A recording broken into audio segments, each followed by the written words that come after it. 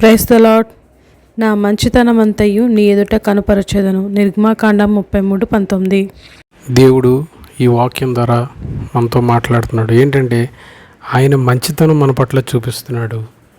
అది ఏ రీతిగా అంటే ఆయన మన పట్ల కనికరం చూపించేవాడుగా ఉన్నాడు, తన దయ చూపించేవాడుగా ఉన్నాడు, తనకు దీర్ఘశాంతం చూపించే ఉన్నాడు.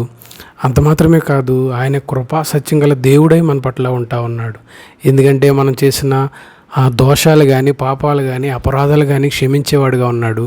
ఏమాత్రం కూడా మనల్ని పడిపోనకుండా చేసేవాడు. మన పట్ల ఎంతో మంచితనంతో చూపిస్తూ ఉన్నాడు. దేవుడు కూడా మన పట్ల తన మహిమలో ఉంచడానికి ఇష్టపడతా ఉన్నాడు. ఎందుకంటే ఆయన మహిమలో మనం ఉండాలని, ఆయన ఆధిపత్యంలో ఉండాలని దేవుడు ఇక్కడ మాట్లాడుతూ ఉన్నాడు ప్రియులారా. ఎందుకంటే తన చిత్త ప్రకారం, తన సంకల్పం బట్టి మనల్ని ముందుగా నిర్ణయిస్తాడనమాట దేవుడు. దేవుని యొక్క మంచితనం ఎలా కాపాడుకోవాలి, ఆయన ఎదుట మనం ఎలా నిలబడాలనే దాని గురించి మనం గమనించుకోవాలి. Praise the Lord. వందనాలు.